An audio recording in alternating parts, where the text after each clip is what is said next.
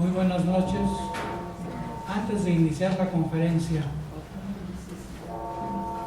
el día de hoy quiero dirigir un testimonio de agradecimiento a la familia García Watanabe por la donación de este equipo de sonido que estamos estrenando hoy por intermedio de nuestro socio honorario, don Julio García Briceño, a quien le damos las gracias.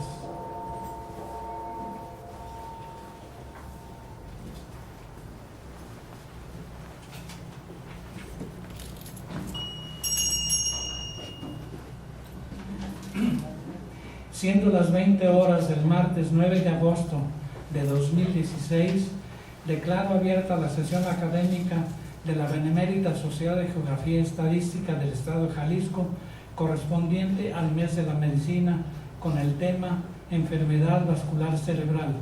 Conferencia sustentada por nuestro consorcio, el doctor Rodrigo Ramos Zúñiga, y nuestro invitado, el doctor José Luis Ruiz Sandoval.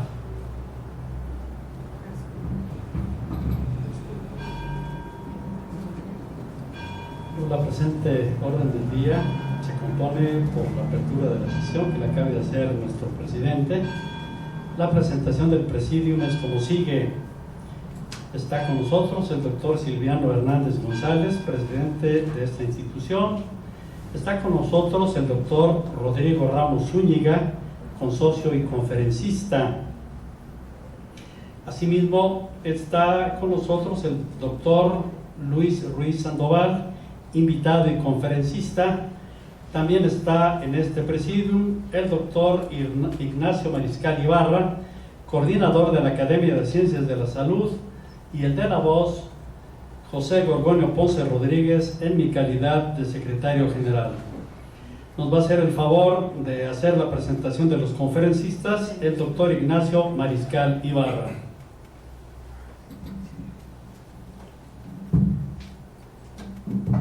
Muchas gracias, licenciado. Es para mí un honor presentar a ustedes nuestros ponentes de esta noche, eminencias de la misma calidad académica de los ponentes de la semana pasada. Con nosotros el doctor Rodrigo Ramos Zúñiga. Él es médico egresado de la Universidad de Guadalajara,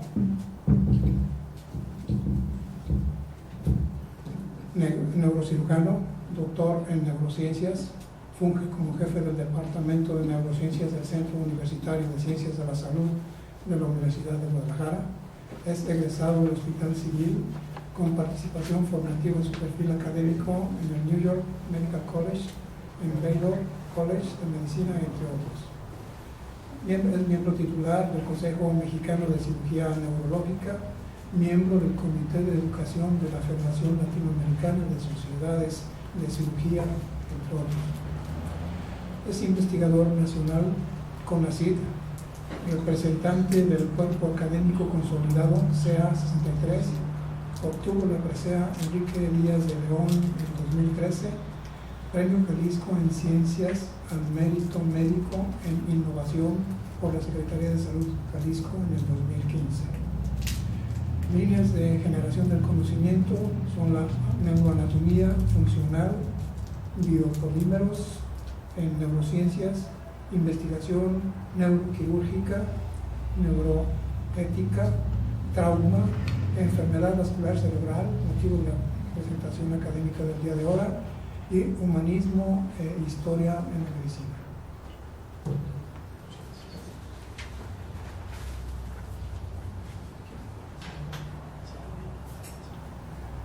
También nos acompaña nuestro invitado, el doctor José Luis Ruiz Sandoval, médico, cirujano y partero egresado de la Universidad de Guadalajara. Hizo su especialidad en neurología clínica de adultos en el Instituto Nacional de Neurología y Neurocirugía Manuel Velasco Suárez en el Instituto Federal de 1994 y 1997. Está diplomado en enfermedad vascular cerebral en el Instituto Nacional de Neurología y Neurocirugía en el Instituto Federal del 1 de marzo al 28 de febrero del 98. Es profesor investigador titular A de la Universidad de Guadalajara, Centro Universitario de Ciencias de la Salud en el Departamento de Neurociencias. Tiene 7 trabajos publicados que quisiera referir, autor y coautor de 76 artículos indexados y 125 artículos nacionales. Es colaborador en 25 estudios internacionales de investigación, especial producción literaria sobre hemorragia cerebral y con publicación de escala pronóstica en hemorragia intracerebral. Es un revisor de la revista Stroke, Journal of Neurosciences, Revista Mexicana de Neurología, Lancet y European Neurology. Sus publicaciones han sido citadas en más de 700 ocasiones. Ha presentado 60 trabajos en congresos internacionales y 190 en congresos nacionales, y es colaborador en la elaboración de 15 libros de diferentes aspectos de la neurología. Su actividad académica universitaria es profesor investigador de tiempo completo de la Universidad de Guadalajara, es tutor de alumnos de pregrado en el Servicio Social de la Facultad de Medicina y posgrado de la Maestría de Psicología. Sus distinciones y reconocimientos: recibió el premio Juan López y López, reconocimiento de honor al mérito académico en el 2006, en el marco del 8º Congreso Internacional de Avances en Medicina en los Hospitales Civiles 2006. Reconocimiento en el 15º Ciclo de Conferencias Médicas 2007, doctor José Luis Ruiz Sandoval, del Hospital Civil de Guadalajara. Es investigador nacional nivel 3 en el Sistema Nacional de Investigadores con el perfil PROMED desde 2005, y actualmente es presidente de la Asociación Mexicana de Enfermedad Vascular Cerebral. El currículum del doctor, excelente. Muchas gracias. Bien, pues antes de darles el uso de la voz, yo les solicito un aplauso para nuestros conferencistas.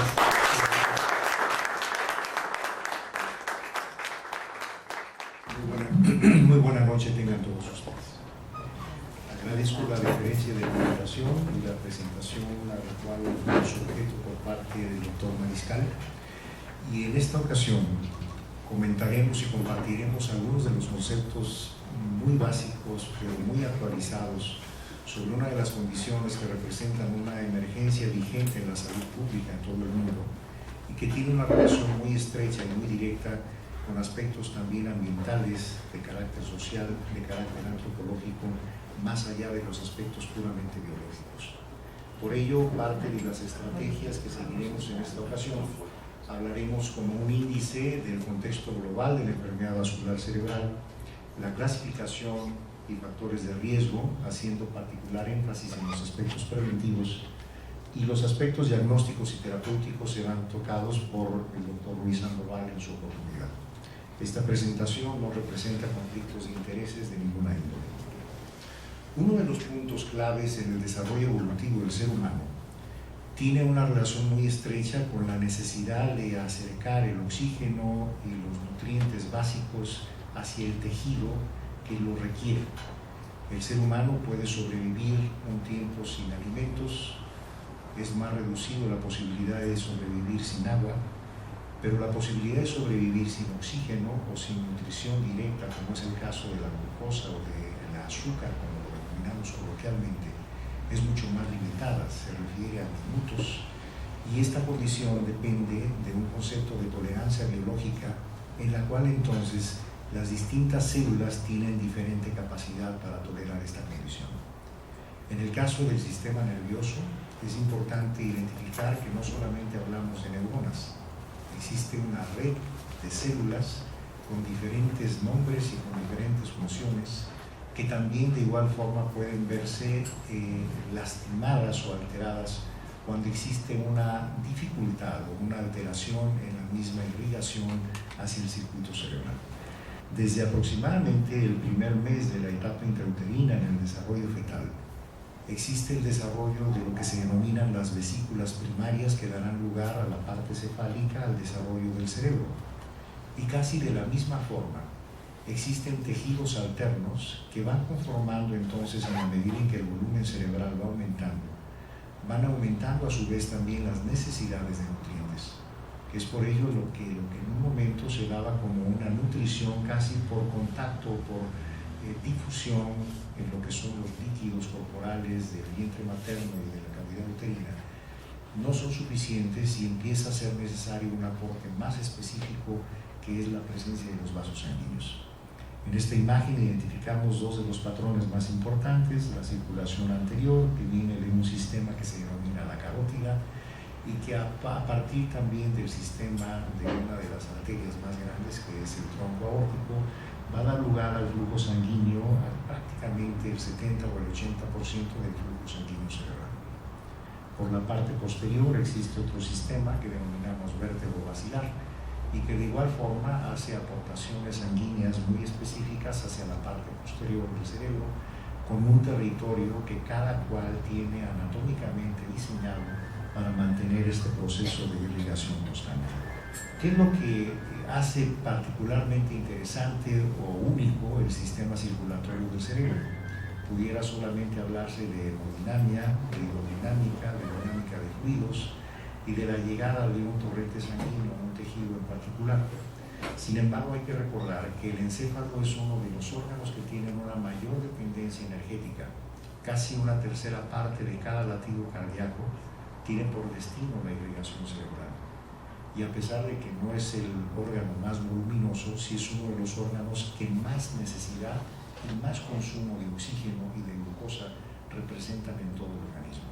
Lo que hace entonces considerar que el flujo sanguíneo puede oscilar según las diferentes partes del tejido cerebral entre 60, 80, 90 mililitros por cada 100 gramos de tejido. Y esto nos da una idea de un alto índice de lo que denominamos técnicamente la perfusión, que es la capacidad de irrigar un tejido, así como se irriga el pasto por un sistema de riego, requiere de una nutrición constante para que se mantenga con características vigentes desde el punto de vista biológico. Existen otros factores, entre los cuales también no solo involucran los vasos sanguíneos, sino el espacio adyacente, que resulta fundamental para garantizar que la irrigación llegue de una forma adecuada. Algo tan elemental como la irrigación cuando estamos recostados o simplemente cuando nos ponemos de pie, que se requiere de un sistema especial de que controle o regule la presión arterial para asegurar que la sangre llegue a la parte superior. Si lo vemos en términos coloquiales, es para que el agua llegue al tinaco, si lo vemos en términos simples. De acuerdo con esta idea, también un elemento que es muy importante es que la disposición de la circulación cerebral es muy especial, a diferente de otros tejidos. Llega en los capilares a un tejido, supongamos que es el hígado, e inmediatamente hay una dinámica de intercambio entre los productos que trae el oxígeno y todos los nutrientes, casi de una forma de una difusión natural. Pero ocurre que en el cerebro existe una barrera especial, que no es que se trate de una pared de aquí hacia arriba, sino que es la disposición de los capilares que de manera muy particular se enlazan con un tipo de células del cerebro que se llaman astrocitos y que se pegan como si fueran pies chupadores al mismo vaso sanguíneo. Esto representa uno de los beneficios de la naturaleza, en donde no cualquier sustancia que esté en el torrente circulatorio puede entrar al cerebro, no todas entran, y requieren de ciertas características de solubilidad, de peso molecular, de tamaño, para que puedan penetrar al sistema nervioso. Por un lado, algunas partículas que son muy solubles, el alcohol es un ejemplo, pues entra al cerebro como a su casa, de ahí que conocemos mucho de los efectos que esto representa después de algunas copas. Pero otras sustancias, por ejemplo, algunos medicamentos, no necesariamente pueden pasar al cerebro a no ser que esté inflamado o que haya algún cambio, y eso es un reto para lograr entonces que haya accesibilidad terapéutica cuando hablamos de este tipo de elementos. La microcirculación, en consecuencia, es uno de los elementos fundamentales que más pueden lastimarse cuando hay una falta de irrigación, cuando hay un traumatismo o tan solo una sacudida, que hoy es un síndrome bien identificado, el síndrome de la sacudida en los bebés, por ejemplo, que puede generar alteraciones en esta microcirculación y repercutir en la garantía de que llegue una oxigenación adecuada al tejido cerebral. Con todos estos elementos, nos fuimos adentrando en la evolución del conocimiento de la neurociencia a escudriñar con más detalle qué pasaba con la irrigación. En la parte derecha identificamos una de las primeras radiografías que se utilizaron, que hoy llamamos angiografía, por Erasmo Mies en Portugal, que de hecho mereció un premio Nobel, no solo por este trabajo, sino porque fue uno de los precursores de las lobotomías para lo que se denominó la psicocirugía, junto con un profesor Almeida. Pero era una inyección que se ponía como una sustancia para colorear, pero que en este caso era una sustancia que podía verse a través de la radiografía, que son muchos de los medios yodados que hasta la fecha se siguen utilizando, y nos permitió entonces identificar el flujo sanguíneo cerebral de una manera muy rudimentaria. Esto nos permitió saber entonces que cerca de la irrigación cerebral es como medio litro que estamos manteniendo de forma constante en un flujo a nivel cerebral, y que el tránsito, cuando esto llega, puede tener entre 6 y 12 segundos en la entrada y la salida, y pese a que es así de rápido, tiene un aporte muy importante para mantener al cerebro en condiciones apropiadas según la actividad que estemos desarrollando.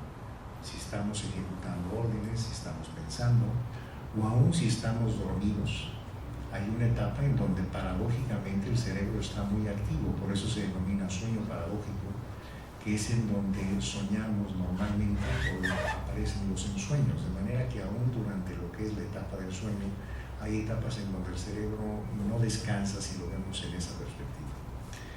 Los estudios actuales nos permiten ya tener más información acerca del cerebro, pero no solamente en términos anatómicos, sino también de qué es lo que ocurre cuando esta circulación se altera.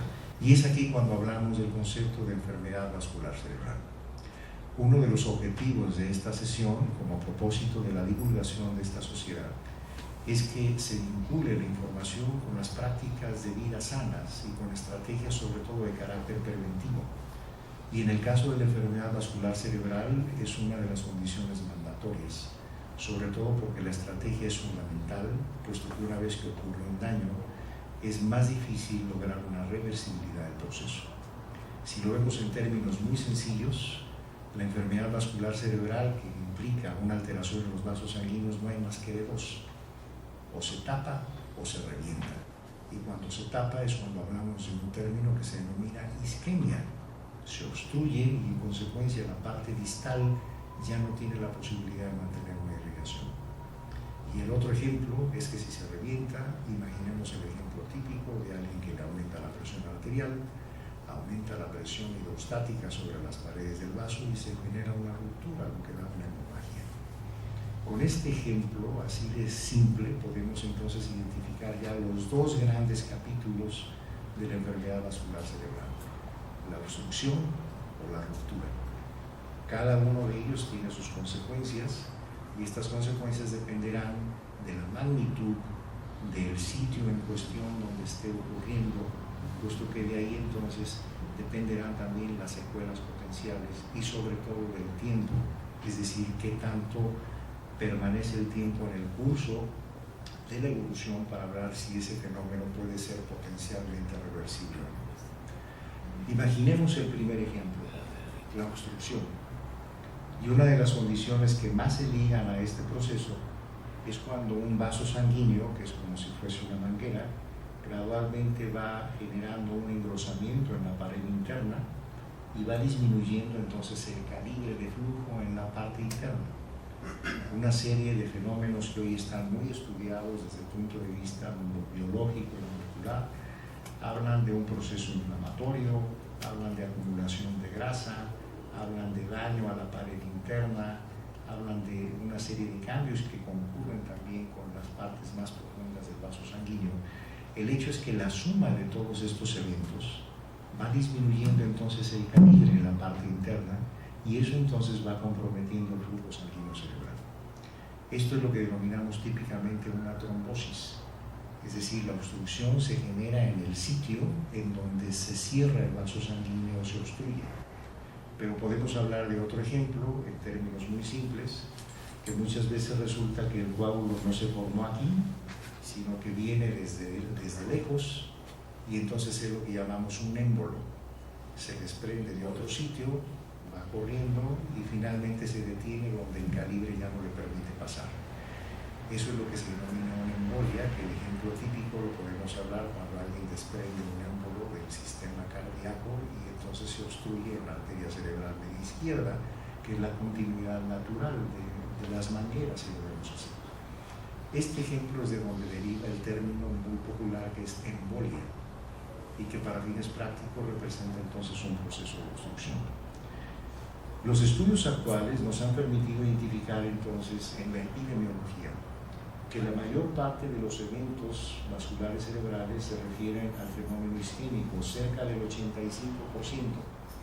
y la Organización Mundial de la Salud ha postulado que cada año en promedio se identifican 15 millones de eventos vasculares cerebrales, de los cuales 5 millones mueren en un desenlace en corto plazo, pero otros 5 millones pueden permanecer con discapacidad de forma permanente.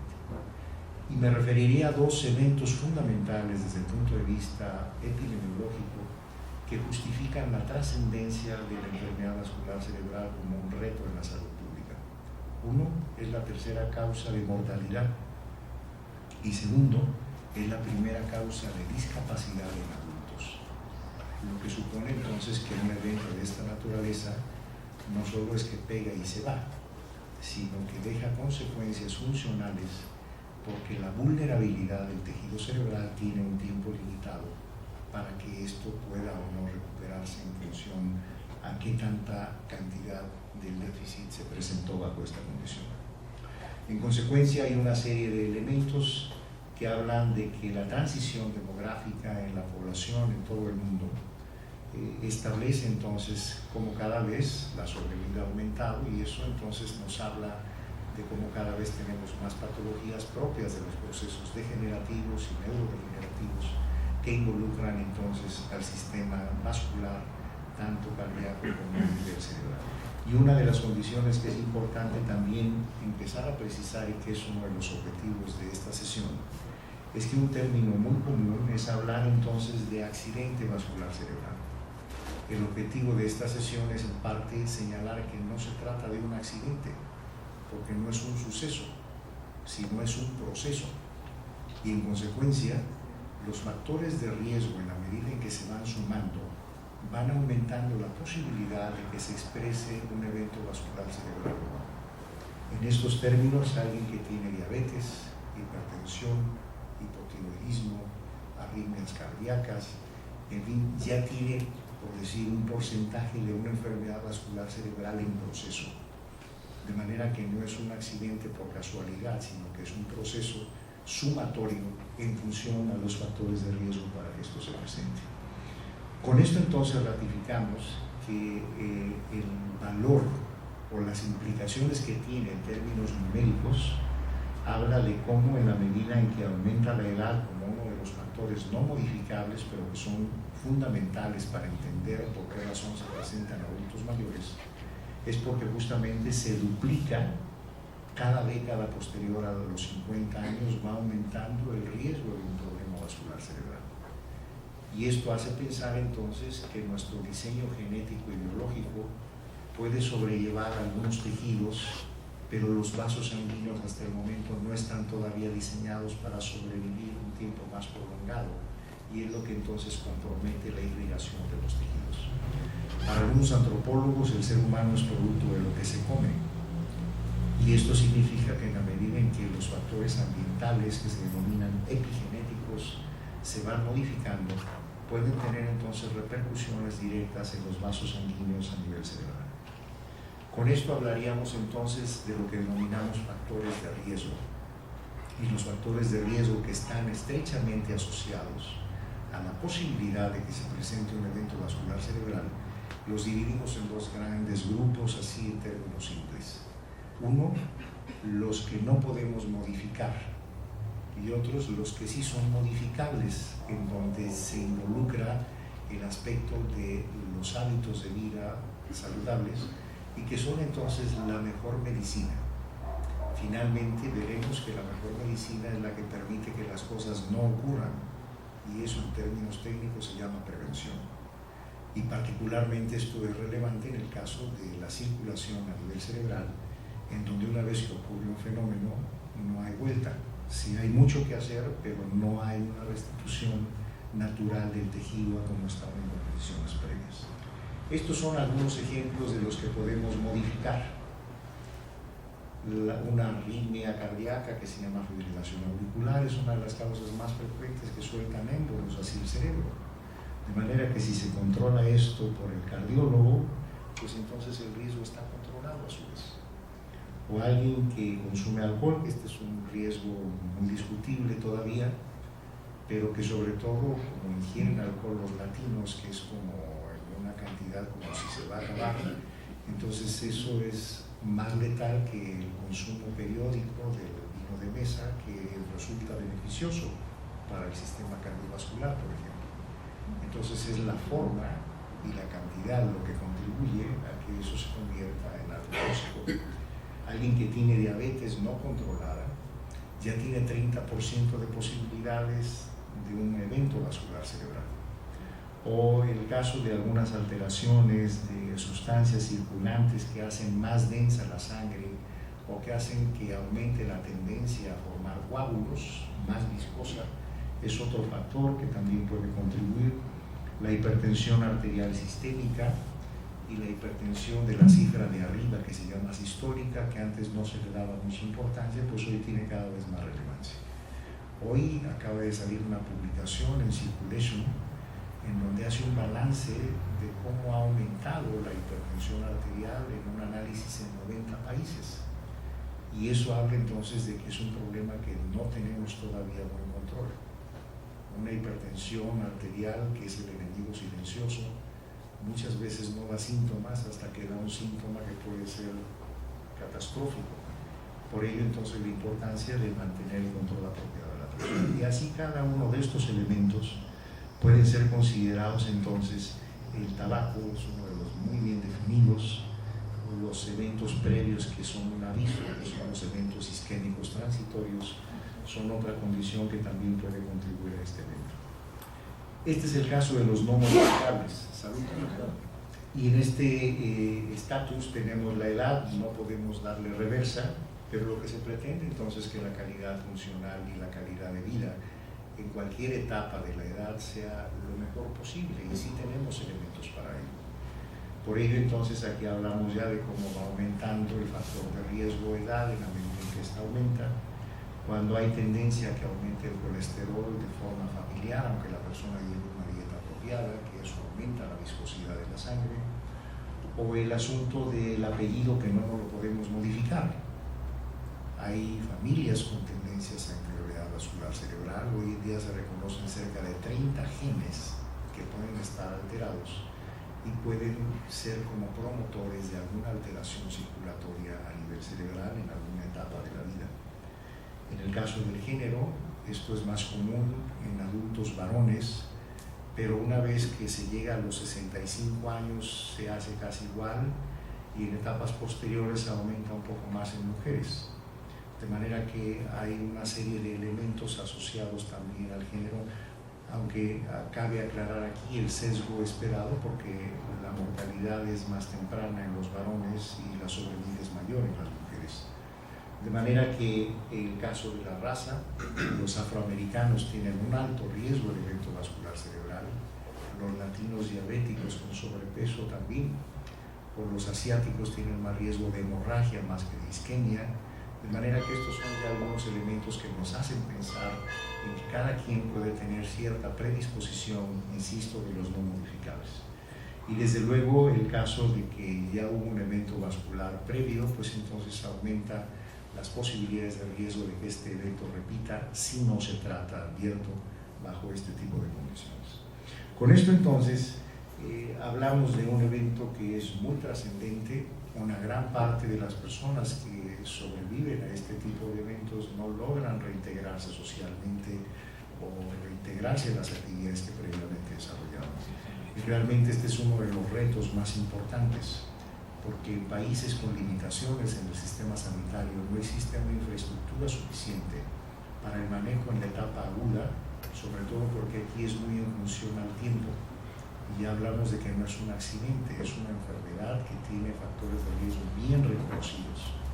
Y por otra parte, una condición que resulta también fundamental es que, como generalmente no duele, como el caso del infarto al miocardio, que ahí hay un dolor, hay un aviso, hay una angustia, un una ansiedad, y entonces eso hace que la persona recurra. Pero muchas veces ocurre que los avisos de un evento vascular cerebral se subestiman, porque a alguien se le entumió el brazo o no pudo hablar un momento, pero a los 5 minutos se le quitó, ya se me quitó y no pasó nada, y eso ya es un evento isquémico transitorio, es un aviso, de manera que son parte de los elementos que hay que tomar en cuenta en esta condición. Voy cerrando mi intervención hablando de que cada vez se identifican más factores de riesgo en jóvenes, y eso está muy en función a los hábitos de vida o los componentes también de carácter epigenético, al consumo de una serie de sustancias que también tienen una influencia muy directa no solo en el sistema cardiovascular, sino en el cerebro, y hablo de sustancias legales o no legales, pero que tienen una influencia muy importante en aumentar estos factores de riesgo a los cuales nos estamos refiriendo, y otros que son cuestionables, pero que eventualmente se han asociado también a esta condición, son algunos de los que están viendo en este momento. Algunas enfermedades que se denominan autoinmunes, en donde los mecanismos de defensa se equivocan, o el uso de hormonales por tiempos prolongados, o el mismo embarazo puede favorecer en la etapa final a que aumente un poquito la capacidad de ovulación y hay un poco de riesgos en las venas, en el cerebro, la dieta, factores ambientales, en fin, hay una serie de elementos que estos sí son los modificables y que entonces requieren de un análisis y de una estrategia muy puntual. Con esto entonces termino con esta última diapositiva, en el sentido de que la reversibilidad o la irreversibilidad del fenómeno va a depender entonces de qué tanto tiempo esté disminuido el flujo sanguíneo cerebral, para que si es en corto plazo, esto puede todavía ser reversible. Pero si esto va durando más tiempo, y es lo que se denomina la ventana de hora, de 3 a 6 horas, según varios estudios, en donde todavía es viable revertir el proceso, lograr reperfundir y que entonces no quede un daño permanente. Por esa razón, así como se habla de estrategias del ataque al miocardio, las estrategias del ataque cerebral cada vez se deben divulgar más, porque el tiempo cuenta mucho para lograr entonces que potencialmente este fenómeno pueda ser reversible y no convertirse en un fenómeno irreversible en términos de las funciones. Ejemplos adicionales que hay que considerar es de que cuando ocurre la oclusión del vaso sanguíneo, pues no solamente es que falta el oxígeno, hay una cascada isquémica, así se llama, porque es una serie de elementos que entonces se desata como una revolución ahí biológica, que hace entonces que por esa razón haya tantas limitantes en el tratamiento. No hay un fármaco en especial, porque no es un solo problema, son muchos problemas los que se vienen a nivel molecular, y que es lo que da lugar a que se pueda presentar entonces ya una zona, como el ejemplo de que no se irrigó el pasto, y esto entonces cambia de color y es una zona entonces que ya no tiene las características normales. Cito otros ejemplos, que hay también déficit global, no solo en un territorio, que esto es cuando falta el oxígeno de manera global en el cerebro, y los otros ejemplos que están relacionados con la hemorragia, que este es un ejemplo de hemorragia que se llama subaracnoidea, que está asociado a unas malformaciones que se denominan aneurismas, o el caso de una hemorragia de carácter hipertensivo, que es una de las que más comúnmente dan este tipo de lesiones. Con esto termino yo mi intervención para dar lugar a la secuencia como está en el programa en lo que respecta a aspectos diagnósticos y terapéuticos.